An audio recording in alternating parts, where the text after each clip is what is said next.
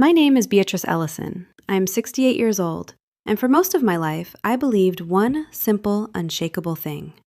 If you love your children quietly enough, faithfully enough, sacrificially enough, they will remember. They will see you.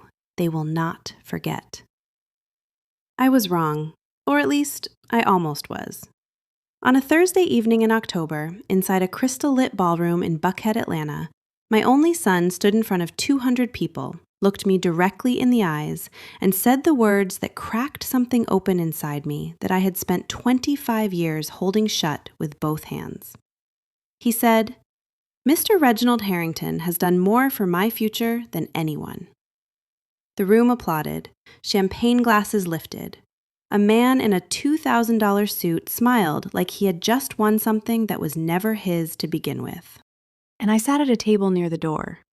Near the door, mind you. Like a guest who had wandered in from the wrong event. In a coat I had owned for 11 years, with my worn leather purse in my lap, and I looked down at my hands. These hands. The ones that had washed dishes at a restaurant in Little Five Points until after midnight.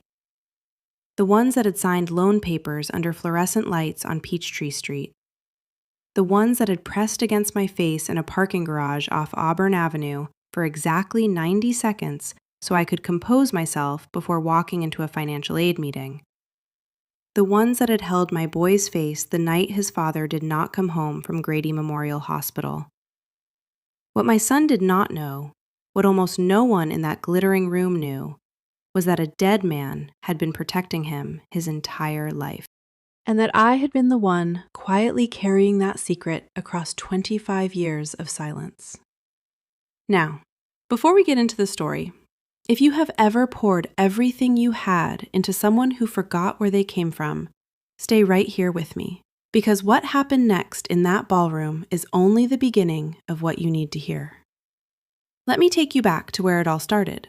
October in Atlanta has a particular kind of light, warm and golden in the mornings, then cooling fast into a blue-gray dusk by 4 in the afternoon. The dogwood trees along my street in East Atlanta Village had already started letting go of their leaves, and the old porch swing out front, the one my husband Samuel hung the summer before Marcus was born, was swaying just slightly in the evening air. That swing had been creaking since before half my neighbors were born. I used to joke it was held together by prayer and stubbornness, same as me. I had spent that Thursday the way I spent most of my Thursdays. Up before 6, coffee on the stove, not the pod kind, the real kind in the old percolator Samuel picked up at a yard sale on Glenwood Avenue back in 1987. Toast, a chapter of my devotional, then the quiet. The particular quiet of a house where a child once lived and no longer does. I had been invited to the gala 2 weeks before. The ivory envelope arrived in the mail with a gold crest embossed on the corner, the Harrington family crest, as Reginald liked to remind everyone it was. Inside, printed in elegant script, were the words, "Honoring Reginald Harrington, the man behind Marcus Ellison's success." I read that line 3 times, then a 4th time slowly to make sure I had not misunderstood. On the back of the envelope, in Marcus's own handwriting, he had scrawled a small note. "Mom, please don't make this about the past." I sat at my kitchen table for a long time after that. The percolator gurgled on the stove. The swing creaked faintly outside. I turned that envelope over in my hands the way you turn something over when you are certain you must have missed the part that makes sense of it. Some other sentence tucked into the corner, some acknowledgement of 25 years, some whisper of the word mother. There was nothing. I raised Marcus alone from the time he was 10 years old. Samuel died on a Tuesday morning in April, a heart attack, sudden and brutal, at Grady Memorial Hospital.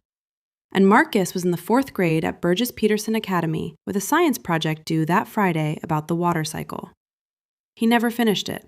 His teacher gave him a pass. That was the last pass anybody gave either one of us. I worked 3 jobs for the better part of a decade.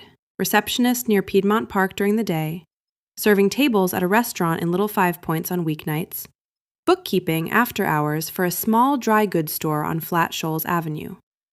Some evenings, I came home to find Marcus at the kitchen table, fast asleep over his homework, his cheek resting on the open pages of his textbook, his backpack still on his shoulders like he had sat down just to rest his eyes for a moment, and the night had taken him before he could stop it. I would stand in the doorway in my restaurant apron and look at him and feel something so large I did not have a word for it. I would slip his backpack off his shoulders, carry his homework to the counter, make sure there was a hot plate waiting when he woke.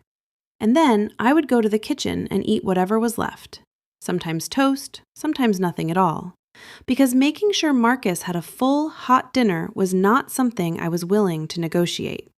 Not once, not ever. I wore sensible shoes. I kept a notepad in my apron pocket. I learned to sleep in 4-hour stretches without complaining to anyone about it. Marcus never saw me cry. I made absolutely sure of that. I cried on the bus late at night, the city rolling past the rain-blurred window, the seat empty beside me. I cried in that parking garage off Auburn Avenue before the financial aid meeting, pressed both hands to my face for 90 seconds, then fixed my lipstick and walked inside. There was a card Marcus made me when he was 11 years old, construction paper, a glue stick, his handwriting not quite straight across the page. It said, "Mom, you're the strongest person I know." I kept that card in my wallet for 24 years. It was there in my purse the night of the gala. It was there when Marcus said what he said about Reginald Harrington. It was still there, right there against my chest, when I looked down at my hands and said nothing. And here is what I have learned in the years since that night. When a child grows up watching his mother absorb pain without flinching, never crying out, never asking to be seen, never once putting her exhaustion on the table where he could see the full weight of it, he does not always learn that she is strong. Sometimes, without either of them knowing it, he learns that she does not need anything, that her silence means she has no expectations, that love for her is its own complete reward. That is a lesson no mother ever intends to teach, but many of us do, one swallowed tear at a time. I walked into that ballroom as the mother everyone had forgotten, but Samuel had left behind a truth powerful enough to make an entire room of powerful people go very, very quiet. That evening, while the applause was still rising around me, my phone buzzed in my lap. An unknown number. The message read, "Beatrice, do not let Marcus raise a glass tonight. Reginald needs something from him before he signs." Samuel left behind something that man was never supposed to touch. I am already in the building. I looked up from the screen. Across the room, the ballroom doors opened. A man I had not seen in several years walked in quietly, carrying an old brown leather briefcase. Victor Langston, Samuel's oldest friend, his attorney for 30 years. Reginald Harrington saw Victor at the same moment I did, and just like that, smooth as a switched-off lamp, the smile on Reginald's face went completely dark. I walked into that room as the mother everyone had forgotten. But Samuel had left behind a truth powerful enough to make the whole room bow its head. Now I want to ask you something before we go any further, and I need you to think about this honestly. If you were Beatrice, sitting at that table near the door after a lifetime of sacrifice, what would you have done in that moment? Would you have stood up and spoken? Or would you have stayed silent the way 25 years of quiet love had trained you to do? Drop your answer in the comments right now, because what Samuel left behind in that briefcase is about to change everything. And I promise you did not see it coming. After Samuel died, I did what women like me do when the ground falls out from under them without warning. I kept moving. I did not have the luxury of grief that spread out and took up room. There was a boy who needed breakfast. There were bills with red ink on them. There was a landlord on Glenwood Avenue who knocked on the first of every month and had never once in his life accepted an explanation in place of a check. So grief had to happen on a schedule. I scheduled it for the bus, for the parking garages, for the back corner of the restaurant bathroom after the last table cleared out and the lights went low and nobody was watching anymore. But on the bus, on those late-night rides home with the city sliding past the rain-dark windows, There was one particular comfort I held on to without ever letting go. Marcus would fall asleep on those rides. His head would find my shoulder in the dark, his hand still wrapped around his school textbook, the way a child holds something he knows is important even when sleep takes him. His breath would slow and even out, and I would sit very still so he would not wake. And I would look out the window at Atlanta, going about its nighttime business. And I would let myself feel, for just those few minutes, the full weight of everything. Then the bus would reach our stop. I would gather him up, and by the time we reached the porch, I had put the weight back where I kept it, somewhere deep and quiet. And I was just his mother again, making sure the door was locked and the kitchen light was on. Marcus never knew. That was the point. That was always the point. When Marcus needed money for school, fees, supplies, the gaps that scholarships do not quite reach, I occasionally received an envelope from something called an anonymous scholarship fund, administered by Victor Langston. I assumed it was a community fund Samuel had quietly supported before he died. The money arrived exactly when it was needed. It came without a name attached. I was grateful, and I did not ask questions, because women working 3 jobs do not always have the time or energy to investigate gifts. I told myself, this is how communities take care of their own. Samuel knew good people. Those good people were showing up the way good people do when a man dies too young. I was not entirely wrong about that, but I was not entirely right either. Marcus grew up sharp and handsome and full of forward-leaning ambition. When he got into Morehouse College on a near-full scholarship, I stood at his orientation in a blue dress I'd hemmed myself and felt, for one long, quiet, private moment standing in that Georgia sunshine, that every 4-hour night, every skipped meal, every hour on that bus had been worth every single thing it cost me. Then he met Camille Harrington, and her father came with her.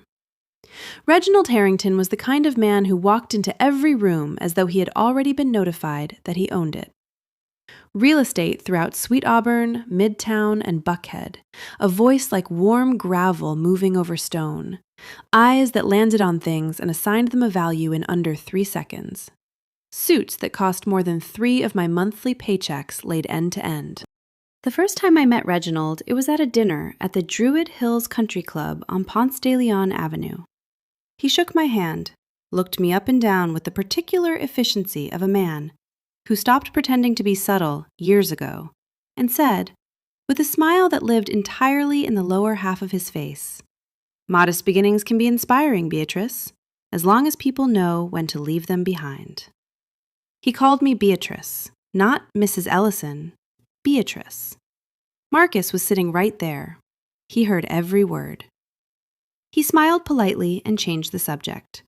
That was the first cut, small, clean, the kind that does not bleed right away. There is a particular psychological mechanism at work in what Reginald did at that dinner table, and it is worth understanding clearly, because it was not accidental, and it was not unique to Beatrice.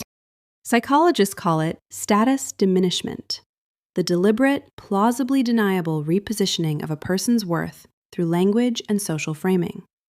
By calling her Beatrice instead of Mrs. Ellison, Reginald communicated to everyone at that table, and most critically to Marcus, that this woman does not occupy the same rank as the people seated here.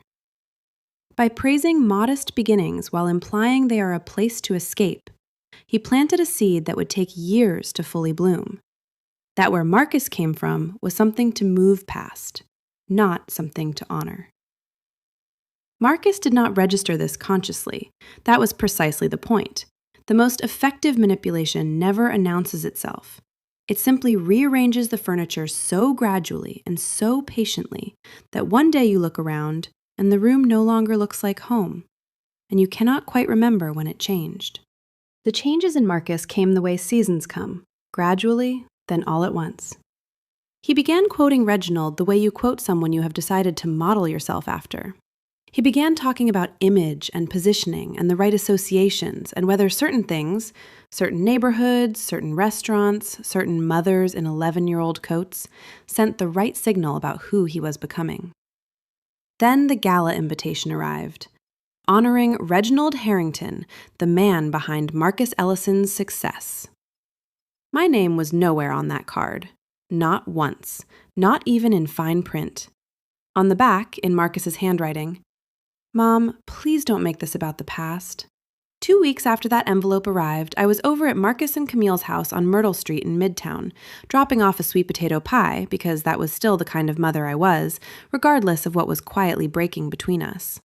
I set the pie dish on the kitchen counter and started back down the hallway when I heard Marcus's voice from the next room. Low.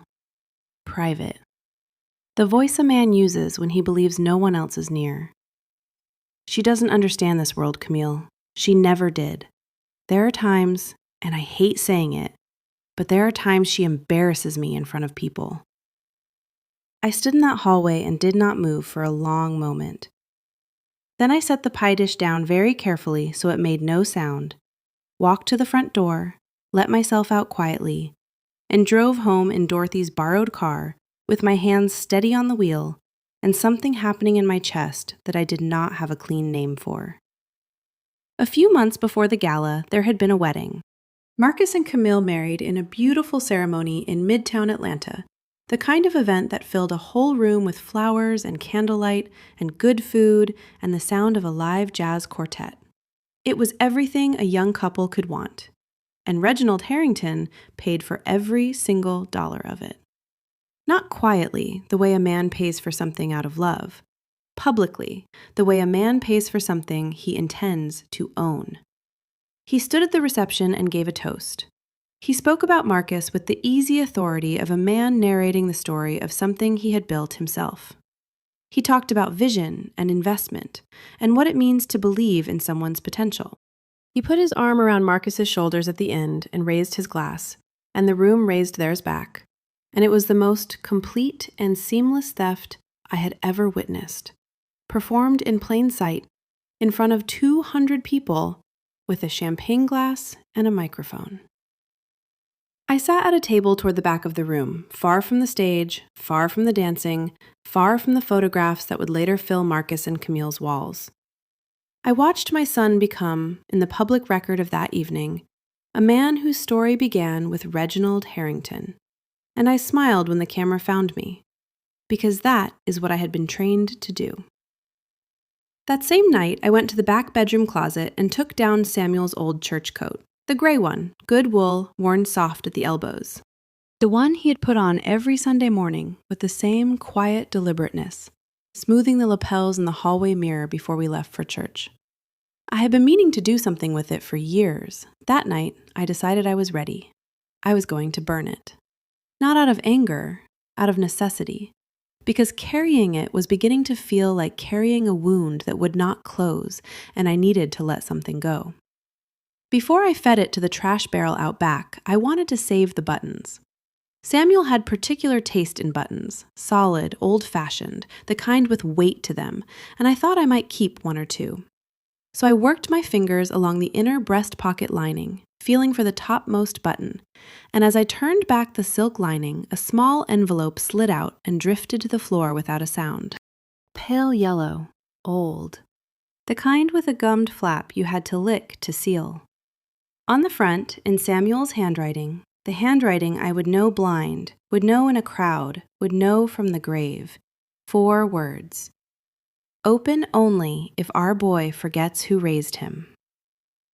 I sat down on the edge of the bed and I held that envelope in my hands for a long time before I opened it. Inside was a folded document, a contract, dated 1998, the year before Marcus was born. The parties listed were Samuel J. Ellison and Reginald T. Harrington. I read it twice, then 3 times. My hands were not entirely reliable. Samuel had been the silent financial partner who made Reginald Harrington's first major real estate project possible, a warehouse conversion near the Martin Luther King Jr. Historic District in Sweet Auburn. It had been far more profitable than Reginald had ever mentioned to anyone outside the transaction. Samuel's share of the profits had been structured, carefully and deliberately, to roll into a protected family trust. The trust had one named beneficiary, Marcus Ellison, and one named administrator, Beatrice Ellison. The room was very quiet around me. Outside, the porch swing creaked once in a light wind and went still. In the days that followed, I noticed something on Camille's phone, which she had left on my kitchen counter during a brief visit. A message, visible on the unlocked screen before I could look away. Dad says Marcus will sign after the gala. Once he does, the Ellison Trust can be moved quietly. I set that phone face down on the counter. I stood at the kitchen sink with the water running and thought, slowly and carefully, about what kind of man spends years planting shame inside a son's heart, and what he is building toward. Then Victor Langston called me for the first time in 2 years. "Beatrice," he said, "there are truths Samuel asked me to hold until the right moment. I believe that moment is very nearly here." I had spent years believing I was losing my son to money and ambition and the seductive gravity of a wealthy man's approval. But the truth was something far colder and far more calculated than that. Someone had used money to teach my son to be ashamed of the very woman who had kept him alive. And I was about to find out exactly how deep that plan had always gone. Victor called me the morning after the first gala at 7:15. I was at the kitchen table, Samuel's pale yellow envelope open in front of me, the percolator warm and steady on the stove. "Beatrice," he said, unhurried, measured. The voice of a man who has learned through long experience that the most important things should never be rushed. "I think it is time." We agreed to meet at his office on Auburn Avenue that afternoon. I took the bus. I wore the old coat. It had become something like armor by then, and I was not ready to take it off. I carried the small leather purse with the brass clasp, the one I reserved for occasions that required me to be taken entirely seriously. Victor's office was on the second floor of a narrow brick building that had stood on Auburn Avenue since the 1950s. The waiting room smelled like old paper and lemon furniture polish. A framed photograph of Dr. Martin Luther King Jr. on the wall, the one from the March on Washington, the crowd behind him going back as far as the eye could see. And beside it, smaller, in a plain wooden frame, a photograph I recognized immediately. Samuel and Victor, younger, laughing, standing before a building under active construction somewhere in Sweet Auburn.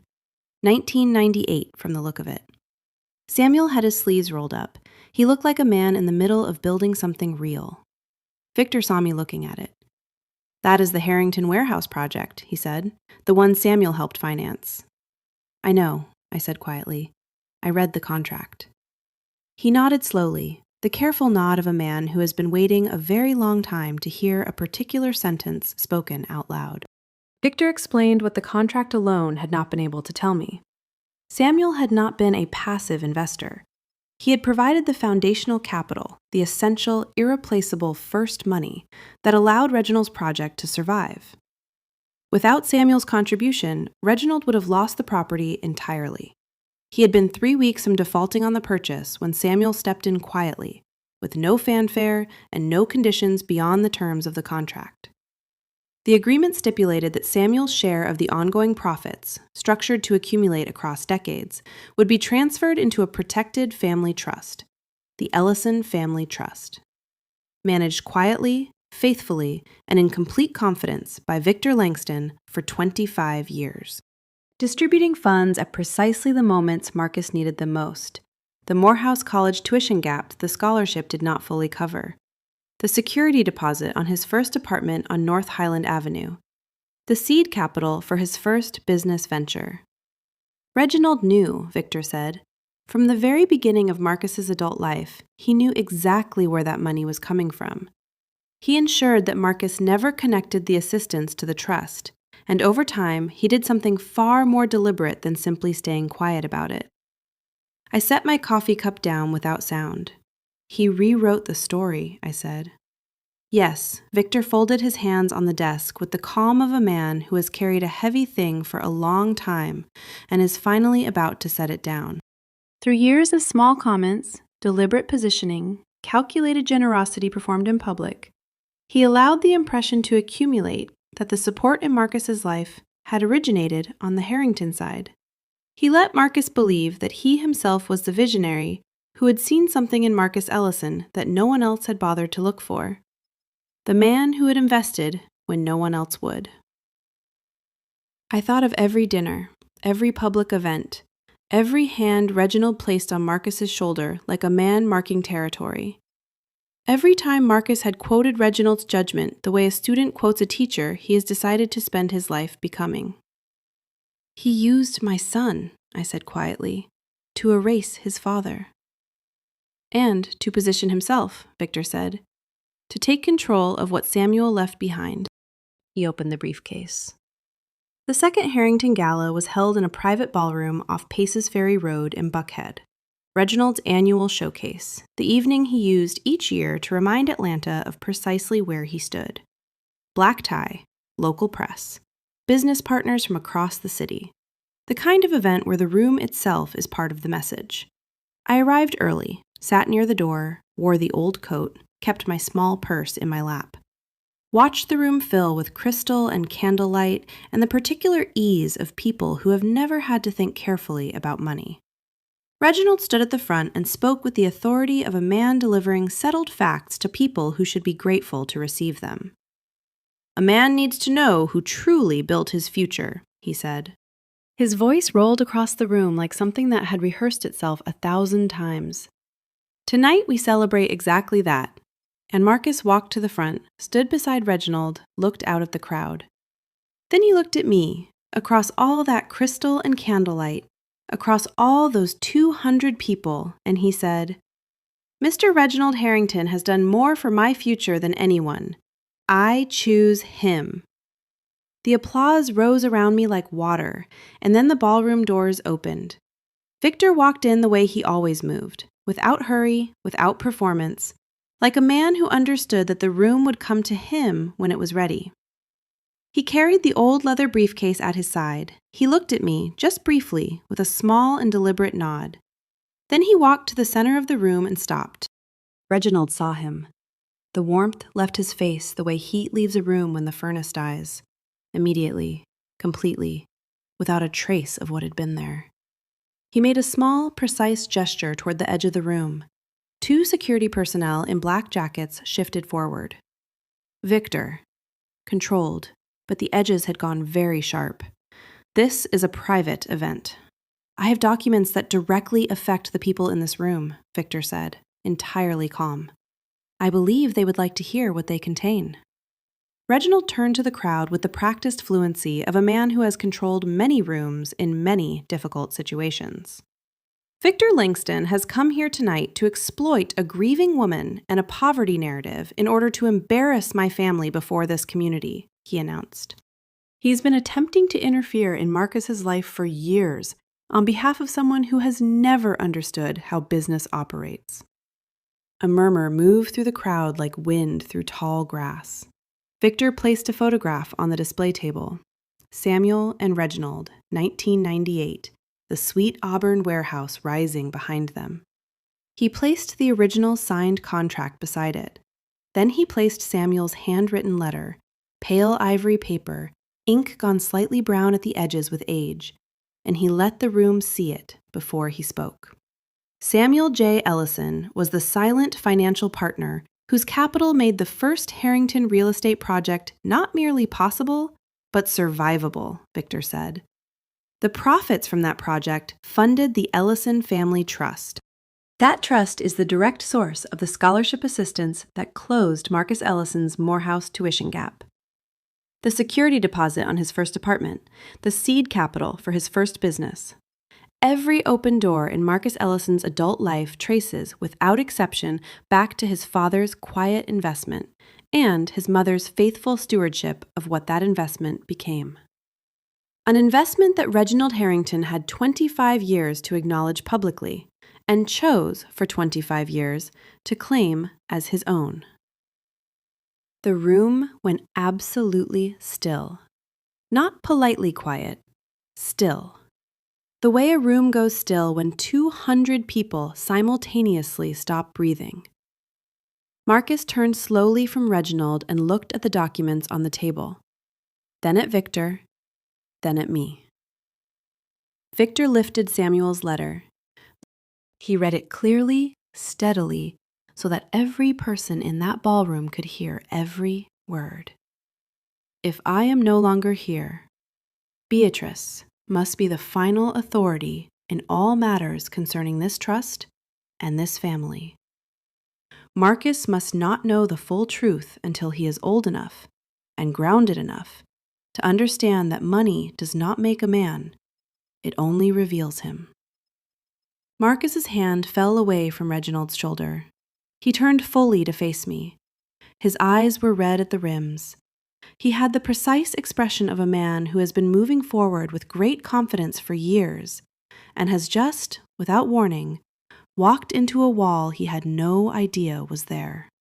"Mama," the word came out broken at its seams. "Did you know about this?" "I found out recently," I said, piece by piece. What happened inside Marcus in that moment is worth examining carefully, because it was not a single emotion. It was a collision of several truths arriving simultaneously, and the human mind is not designed to absorb that kind of impact gracefully or quickly. There was shame, immediate, crushing, the sudden sick recognition that the story he had been living inside was false at its very foundation.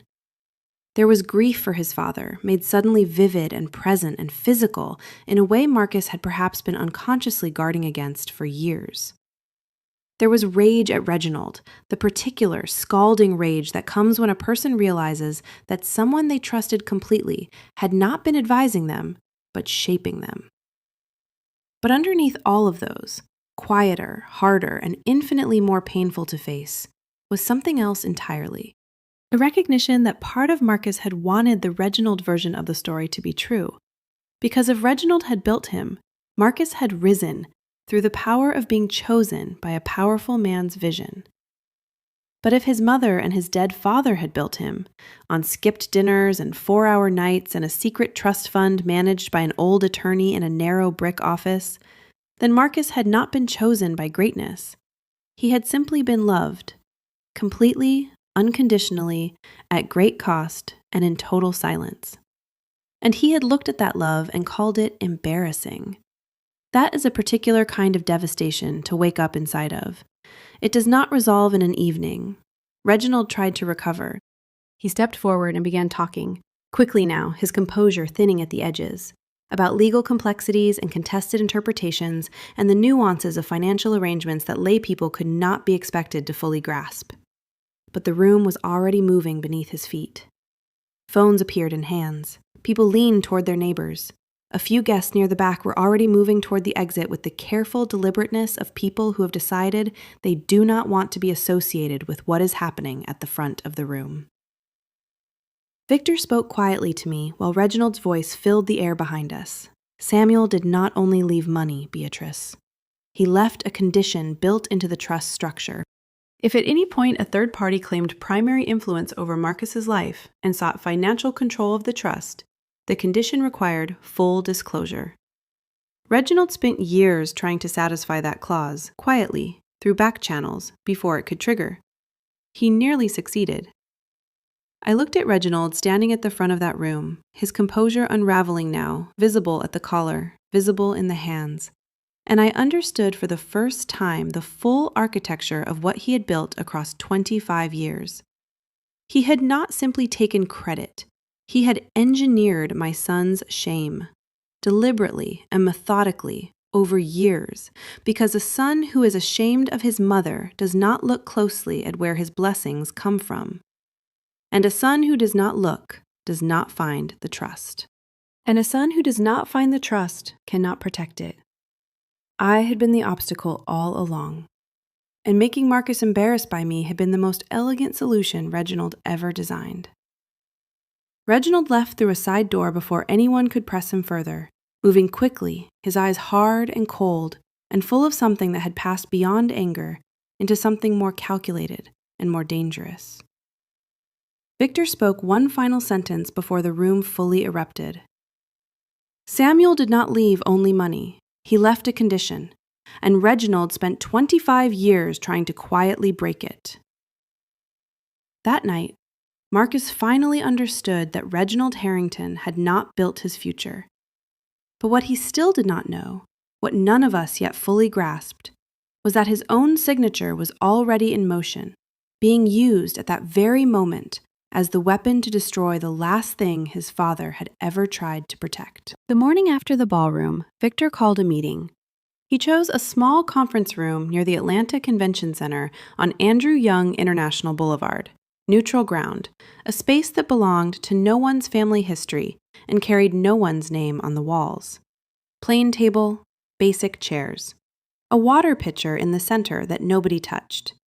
Through the window, Atlanta moved through its Thursday morning with the indifferent efficiency of a city that does not pause for anyone's private reckoning. Victor arrived first, then me, then Marcus and Camille together, Marcus holding Camille's hand loosely as they came through the door, but looking at the floor the way a man looks when he is not certain what the next hour will ask him to become. Marcus had not slept. I could read it in the drawn skin around his eyes, in the way his shoulders had changed, pulled inward rather than forward, the lifelong forward lean of ambition temporarily replaced by something heavier and more unfamiliar. Victor placed items on the table with quiet, methodical precision. The trust documents, 20 years of bank transfer records, Samuel's handwritten letter in its protective sleeve, and one additional document in a separate manila folder, which he placed face down at the center of the table and left there. Before I explain the full picture, Victor said, there is something recent that everyone here needs to understand. He turned the folder over. Inside was a certified copy of a corporate authorization amendment. Marcus had signed it the previous April, folded inside a thick packet of Harrington Holdings paperwork during what had been described to him as a routine annual corporate update. Victor had obtained the copy through a professional contact at the firm that had handled the filing. Marcus, Victor said, his voice as even and careful as a man reading a surgical report. The specific language in this document, which you signed in April of this year, authorizes a designated business partner of Harrington Holdings to assume co-administrative oversight of any connected family trust accounts in the event that the primary beneficiary fails to formally file an objection within 90 days of the signing date. The room held its breath. The 90-day window, Victor said, closes in 11 days. Marcus stared at the document. He turned it over. He turned it back. He looked up at Victor with the expression of a man who is performing arithmetic and cannot make the numbers stop arriving at the same terrible answer. I did not know what I was signing, he said.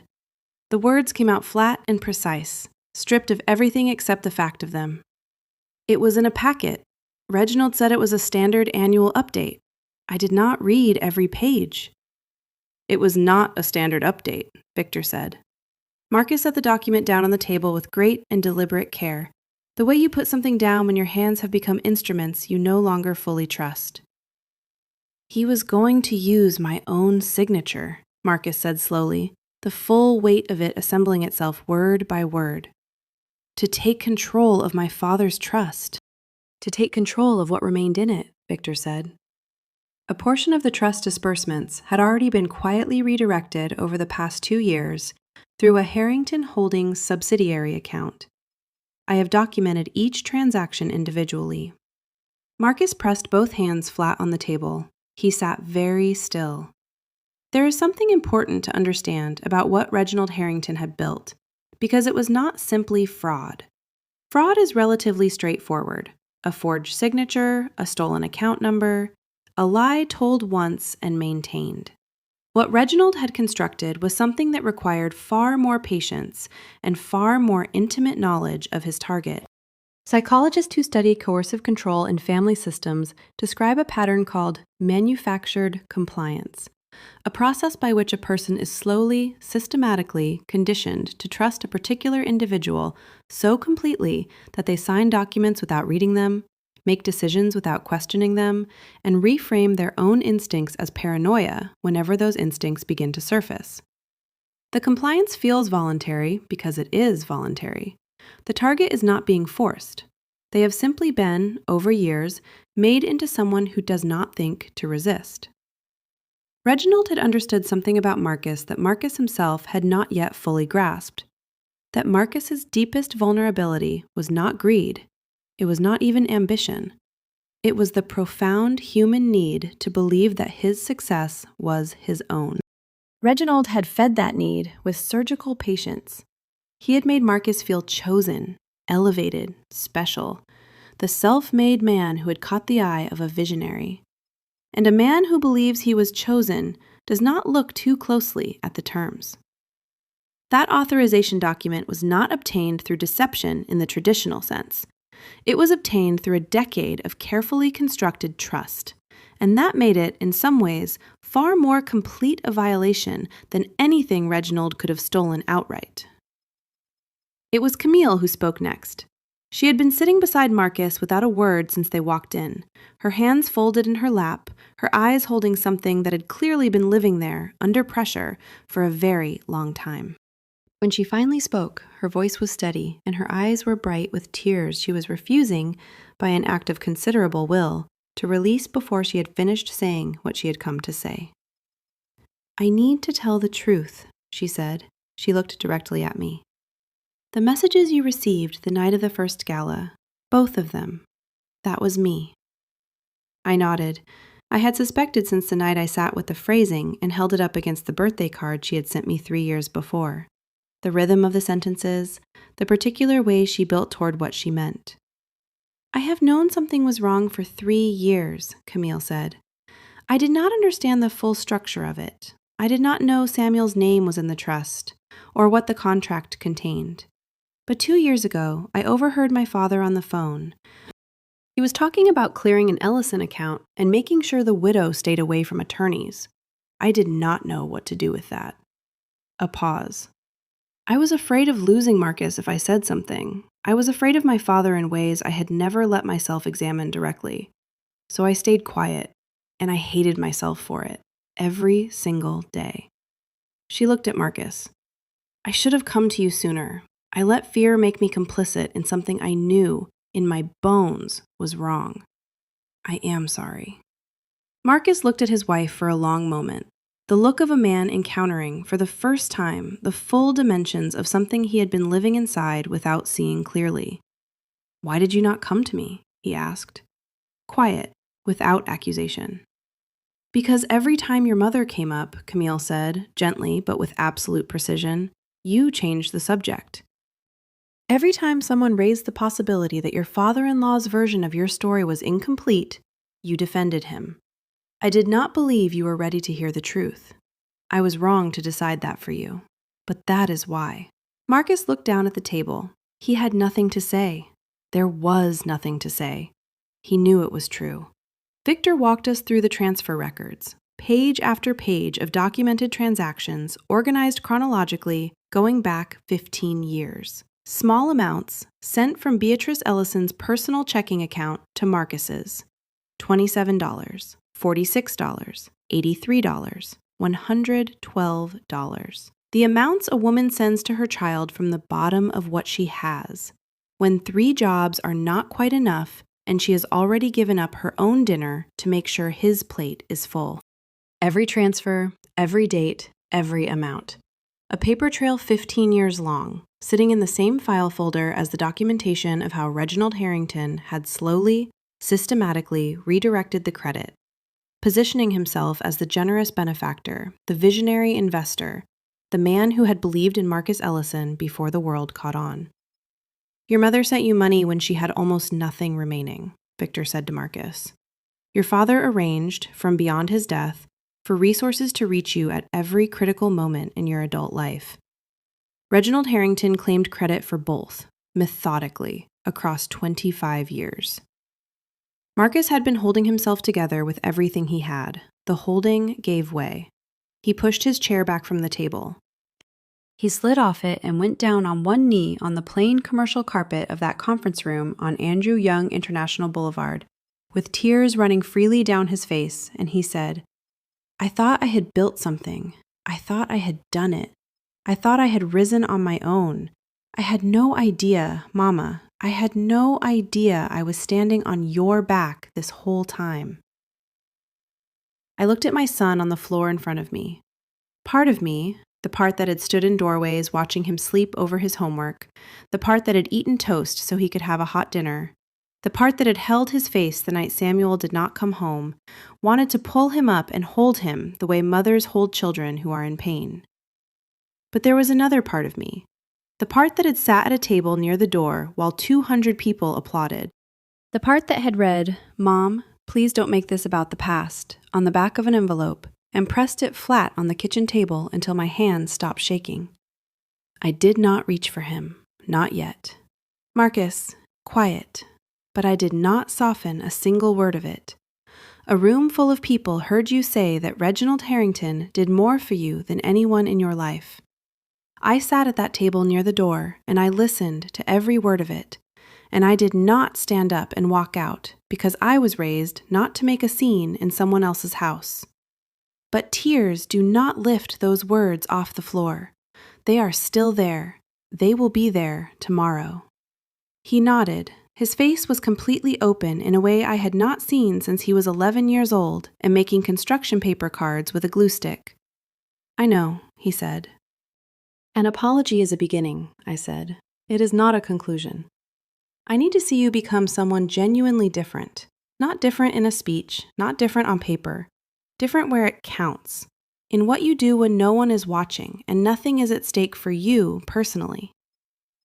Before Marcus could respond, the laptop sitting open at the end of the table made a sharp, urgent sound.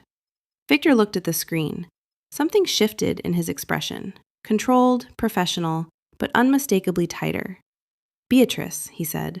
"Reginald filed an emergency motion this morning with the court. He is requesting a judicial freeze on the Ellison Trust. He has filed an accompanying affidavit claiming that you lack the cognitive and administrative capacity to manage assets of this complexity." The room went cold in a way that had nothing to do with the air conditioning. Marcus rose from the floor and stood up fully. "He filed against my mother." Not a question. His voice had changed entirely. The grief had moved aside, and in its place was something clear and direct and absolutely certain. "The motion was filed this morning," Victor said. He is citing Marcus's signed authorization document as evidence that even the family had concerns about Beatrice's administrative capacity. He is moving very quickly before we can mount a formal legal response. The conference room speakerphone buzzed. Victor answered. Reginald's voice came through the line, unhurried, composed, with the particular quality of a man who is so certain of his position that he sees no reason to even try to conceal his intentions. "Victor," Reginald said, "let me be direct. This is business, not personal. Beatrice Ellison is 68 years old. She spent her life working 3 jobs and keeping a savings account. That is admirable. I mean that sincerely. But she does not have the capacity or the professional background to administer a trust of this complexity, and any court in Georgia will agree with me on that. Marcus is already signed. The window is running. By tomorrow morning, I will have what I have been working toward, and the Ellison name will end up exactly where it has always belonged, as a footnote in the Harrington story."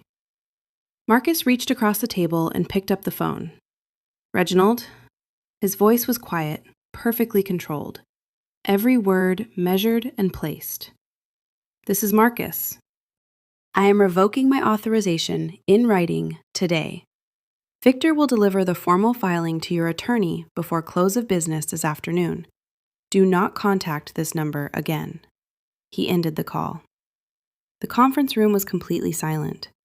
Marcus looked at me across the table, and for the first time since I could clearly remember, his eyes held no performance, no ambition, no calculation about how this moment would serve his future. They held only what was true. "Tell me what you need," he said. "Whatever it takes. Whatever you need from me. You tell me." Marcus had finally turned back toward me, but the battle for Samuel's legacy had just moved beyond a conference room.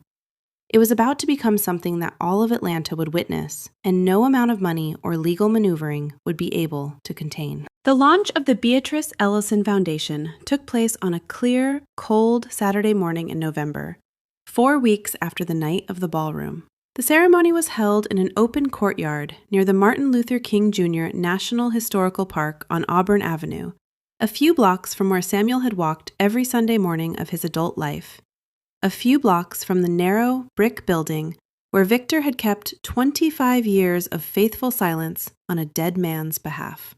There were folding chairs arranged on the grass in even rows, printed programs, a simple podium with a small microphone, a hand-painted banner overhead that someone from the neighborhood had made without being asked, because that is what people do when they feel something is real and worth showing up for.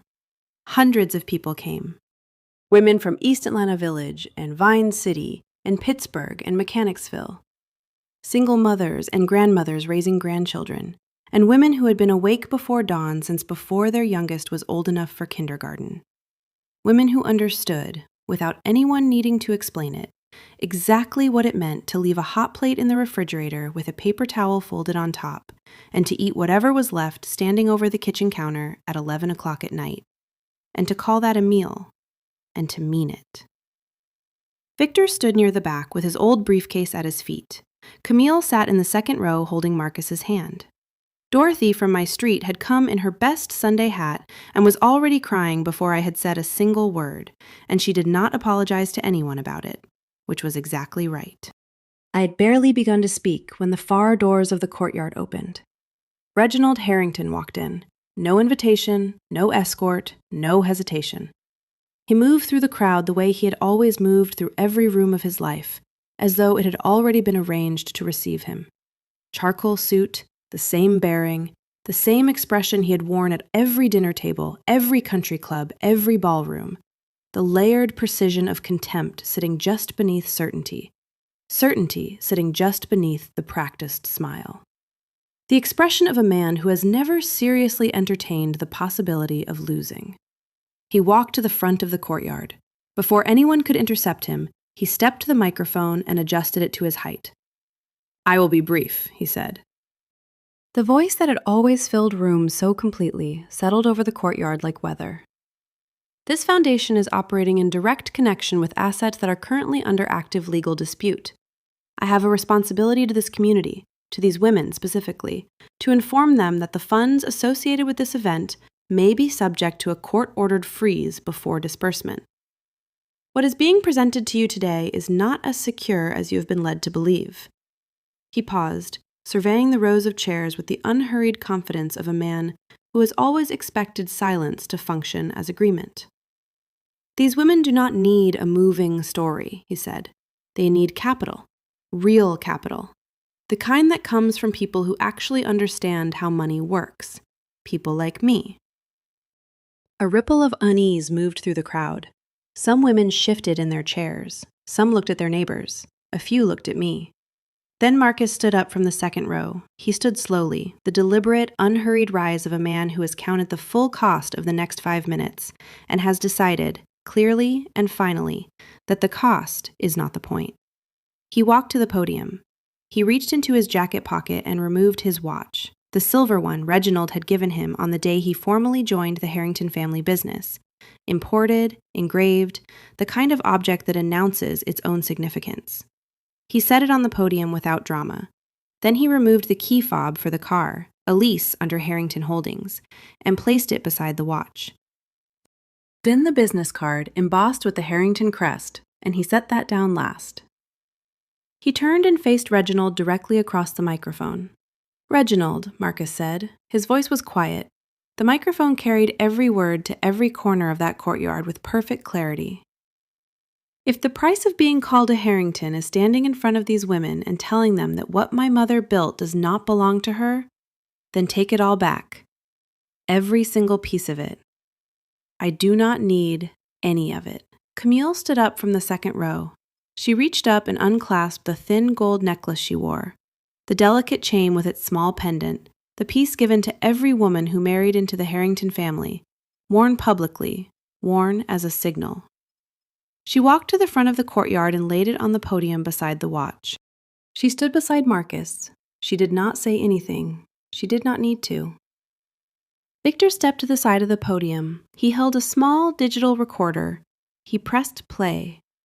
Reginald's voice came out of that small speaker and filled the courtyard as completely as it had ever filled any ballroom, but this time without the crystal and the candlelight and the 200 people who had been chosen for their willingness to applaud. Redirect the disbursements. Make the deposits look like they are coming from the Harrington account, not the trust. Do not let Beatrice or the boy trace it back. I want to be the only name on the ledger. I will be the only one who gets credit for this. Cut the flow to the old account. Let it go dry. She will never notice. The recording ended. The courtyard was absolutely silent. Then a reporter from a local Atlanta television outlet, she had come to cover the foundation launch as a human interest piece and had found herself in the middle of something considerably larger than she had planned for, stood from the third row and addressed Reginald directly, on the record, with her camera operator already running. Mr. Harrington, can you confirm for the record that that is your voice on that recording? Reginald's face moved through several expressions in rapid, visible succession. Calculation, denial, the rapid search for the angle that would allow him to reframe what 200 people had just heard with their own ears. He opened his mouth. These are private business communications. They have been removed entirely from their operational context. Financial management at this level involves complexities that people standing in a courtyard simply cannot be expected to. In the fourth row, a woman stood up. She was perhaps 45 years old. A toddler on one hip, a backpack over one shoulder, the expression of a person who rises before the sun and does not stop moving until after it has set. She looked at Reginald Harrington across the rows of folding chairs without anger, without drama, with nothing in her face except the steady, unperformable authority of someone who has simply had enough. "We are not here waiting for you to rescue us," she said. "We are here waiting for you to stop standing on us." The applause that followed was not polite. It was immediate and complete, and it came from somewhere deep. Near the back of the courtyard, two men rose from their seats. Both were recognizable from years of Atlanta business press coverage as long-term partners of Harrington Holdings. One of them looked at the recorder in Victor's hand, then at the television camera, then at Reginald, and he took out his phone and placed a call right there in front of everyone. The other walked to the courtyard exit and paused at the threshold long enough to say, in a voice that carried clearly over the dying applause, "Harrington Holdings will not be receiving a renewal from our firm. I believe that should be on the public record." Reginald's attorney, who had been standing near the side wall in a gray suit, took 3 deliberate and professionally calibrated steps backward. "This firm will need to reassess our representation in this matter, effective immediately." Reginald's composure broke. He shouted something. I will not record the exact words here because they added nothing to the story except to show what a man sounds like when 25 years of manufactured certainty collapse all at once in a courtyard full of witnesses and cameras. The security personnel hired for the event, 2 young men from the neighborhood who had each been paid $65 for the morning, guided him toward the gate with the quiet professionalism of people who have handled difficult situations before and understand that dignity is something you maintain on behalf of the room, not the person being removed from it. The gate closed behind him. Flashbulbs fired from the press section. The crowd noise rose and then settled, the way sound settles after something definitive has happened. I stepped back to the microphone. "We are going to continue," I said, "because that is what we do." Warm laughter moved through the courtyard, the releasing, grateful kind. "The first scholarship offered today by the Beatrice Ellison Foundation does not carry the Harrington name," I said. "It carries the names of every woman who ever packed a lunch she did not eat so her child could have a full one. Every woman who cried in a parking garage and fixed her lipstick before walking inside. Every woman who was told her beginnings were modest and understood in her bones that modest is not the same as small." I paused.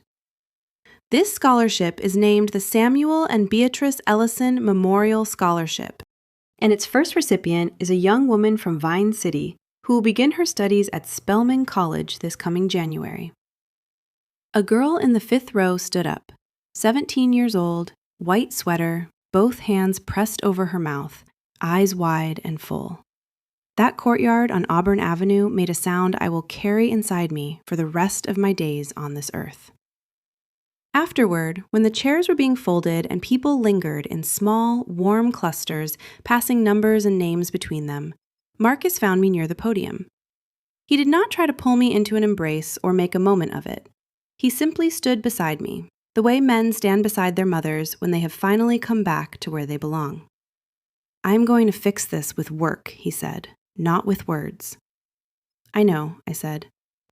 "Tuesday, there are women who need rides to job interviews. Victor has the list. You start there." "Yes, ma'am." "And Marcus," I turned and looked at him directly, "you do not stand at the front of this room for a long time yet. You stand at the back. You carry chairs. You hand out water. You sit with what things actually cost before you earn the right to speak publicly about them." "Yes, ma'am," he said again. It was the first time in years he had said those 2 words the way they were meant to be said, without performance, without qualification, without an eye toward what came next, just the words themselves, meaning exactly what they said. That morning was the first time my son chose me when he still believed it might cost him everything he had built. And it was the first time an entire room of witnesses saw a woman who had been diminished and discarded stand back at the center of her own story and stay there. 3 years passed. I want to be honest about those 3 years because stories like this one have a way of jumping from the moment of public justice to the moment of private peace, as though healing is an event, a single turning point after which everything is different and better and finished. It is not. Healing is a practice. You do it the way you do the bookkeeping or the early morning devotional or the dishes in the kitchen sink, consistently, without audience because it needs doing, and you are the one who is standing there. The Beatrice Ellison Foundation grew slowly at first, the way things built correctly tend to grow. In the first year, we assisted 43 families across East Atlanta Village and Mechanicsville and Vine City with emergency housing support. Rent arrears, utility deposits, the financial gaps that appear small on paper and feel unsurvivable from the inside. We offered 3 scholarships. We established a weekly session at a community center on Metropolitan Parkway where a volunteer accountant and a volunteer attorney came in on alternating Thursday evenings to help women understand their finances and know their rights and sit across a desk from a professional without having to be afraid of the language. Victor oversaw the foundation's legal structure, without charge, every quarter, without complaint. He said it was the last promise he had made to Samuel before Samuel died, and he intended to keep every word of it.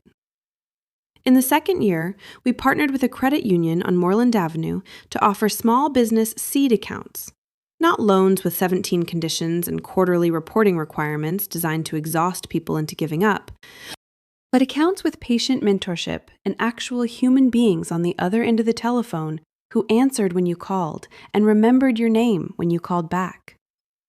21 women started businesses in that second year alone. A cleaning company, a catering operation, a bookkeeping service. A woman named Gloria, who had been a foundation participant from the first month, opened a hair salon on Glenwood Avenue, 2 blocks from my house.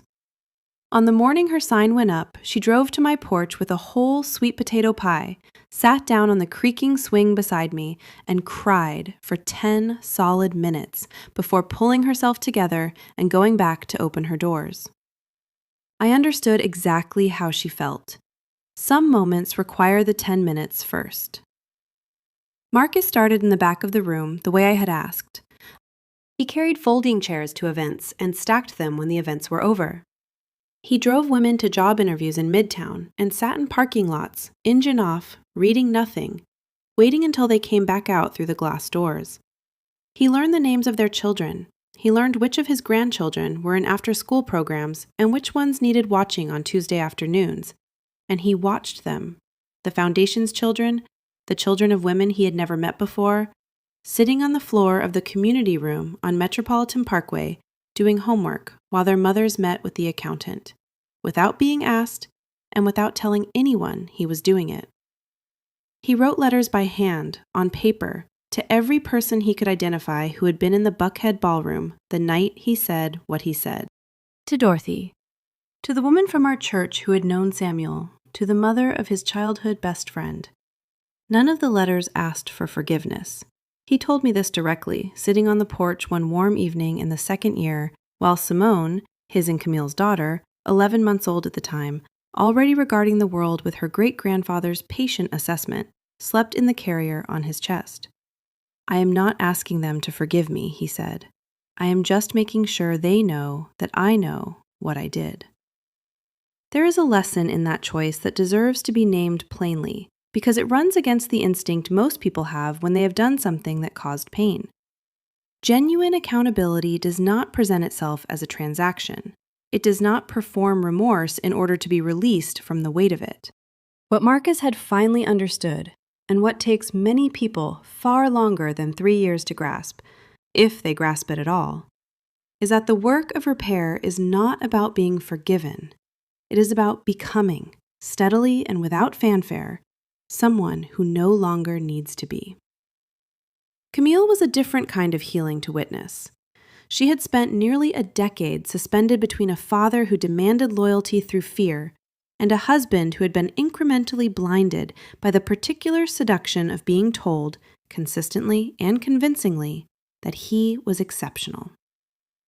When the truth came fully into the open, it did not destroy her marriage, but it required both of them to become genuinely, structurally different people inside it.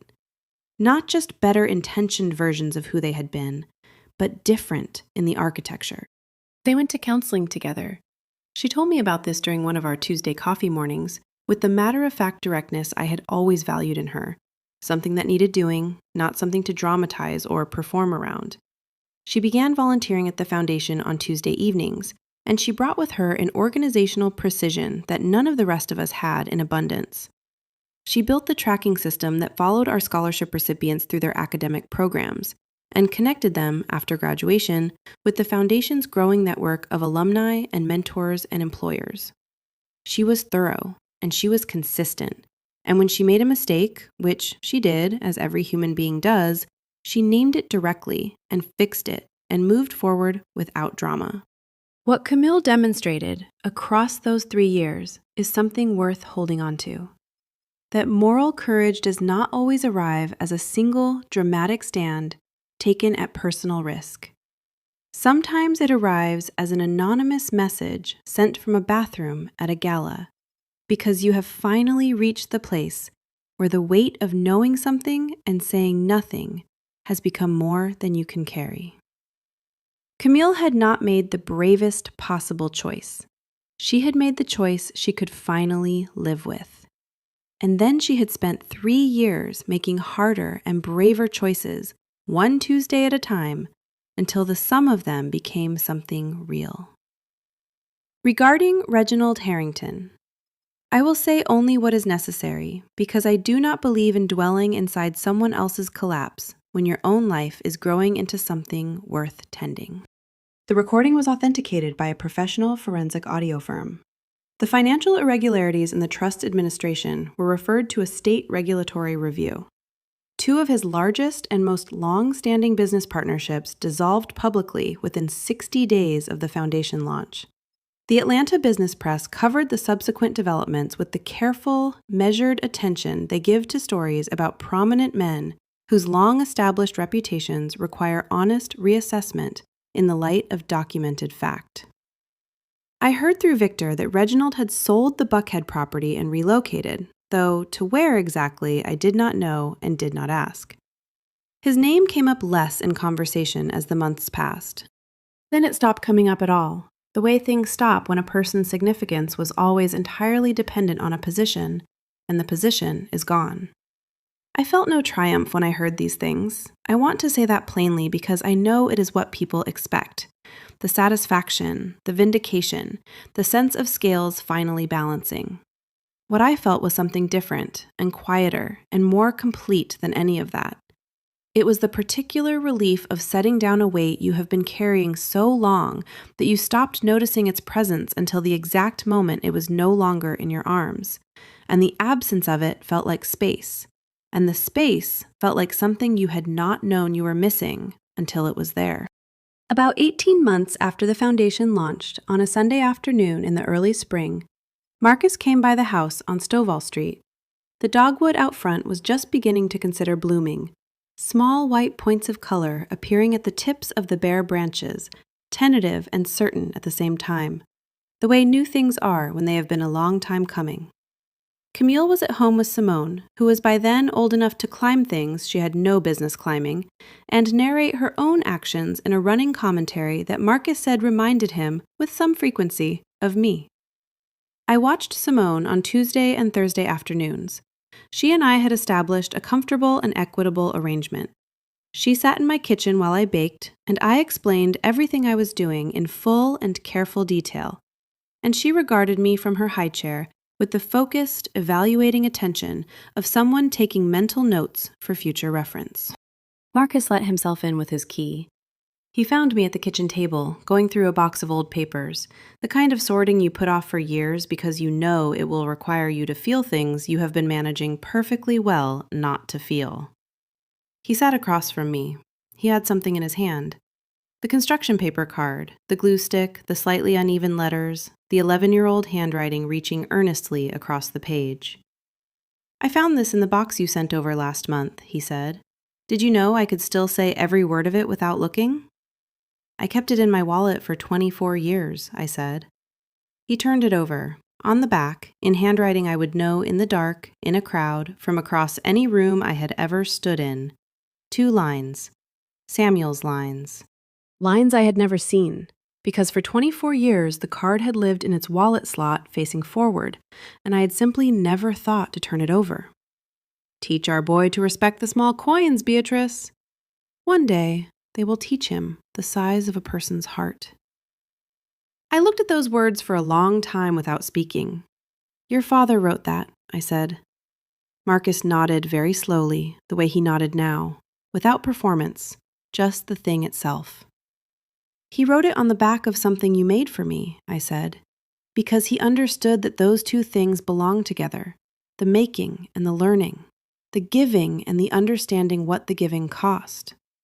We sat in that kitchen without speaking for a while. The percolator was warm on the stove. Outside the window, the dogwood was moving slightly in a light spring wind, the small white blooms opening one at a time. "Mama," Marcus said eventually, "go ahead. Did you ever—" He stopped, began again. "Did you ever stop believing I was worth it? All of it? The 3 jobs, the years, the things you gave up that I never knew you were giving up? Did you ever sit somewhere alone and think, this is not going to work? He is not going to become the person I hoped he would be?" I considered the question the way it deserved to be considered, not quickly. "No," I said, "I never thought that." "Why not?" "Because I was not making those choices because of who you were going to become," I said. "I was making them because of who you already were, my child, Samuel's son. That truth did not change based on your behavior. It was not conditional." He was quiet for a moment. "That is unconditional," he said. "Yes," I said, "but unconditional love does not mean unconditional access. It does not mean I will sit at whatever table you assign me and be grateful for the seat. It means I love you enough to tell you the hard truth. It means I hold a line when you need one held, even when holding it costs me something I did not want to pay. And it means I leave the door open for you to work your way back when you have gone wrong." I paused. "Which is what you are doing. Am I doing it right?" I looked at my son across the kitchen table in the house on Stovall Street where he had grown up, where the percolator had been making the same sound since before he was born, where the porch swing Samuel hung still creaked in the same key it had always creaked in. "You were doing better," I said. "Keep going." He smiled. Samuel's smile, starting at the left corner, working its way up until it reached both eyes and stayed there. "This time," he said quietly, almost to himself, almost like a promise made to someone who was not in the room, but who he believed could still hear, "I'm going to walk that path every single day." This time, I will walk that road every single day." "Yes, ma'am," he said again, in English, and the two of them meant exactly the same thing. Last spring, I was invited to speak at a conference on single-parent economic resilience at the Georgia World Congress Center on Andrew Young International Boulevard. 300 people in the room: researchers, social workers, educators, mothers, community organizers, elected officials. I wore a new coat. Dorothy had insisted on purchasing it for me, and I had accepted because Dorothy is 84 years old and does not receive the word no gracefully, and because I have learned, finally, at 68, in the long way that some lessons take, that accepting grace from someone who loves you is not weakness. It is its own form of dignity.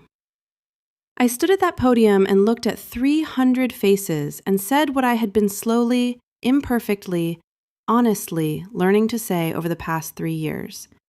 I said, "For most of my life, I believed that the right way to love your children was to disappear into it, to need nothing visible, to ask for nothing out loud, to be present in every practical sense while remaining invisible in every emotional one." And I raised a child who learned, from watching me absorb everything silently, that the people who love you most can be taken for granted indefinitely, because their silence signals that they have no expectations. That love, for them, requires nothing in return. The room was quiet. "I was wrong to teach that," I said. "Not about the love, not about the sacrifice. I would make every sacrifice again without a single moment of hesitation. But about the silence. Silence does not protect the people we love. It teaches them, slowly and without anyone's intention, that endurance is the same thing as permission. And the people who love us most deserve to know that we are not bottomless. We are human. We are present. We are worth being seen." I paused. I am 68 years old. I worked 3 jobs for most of a decade.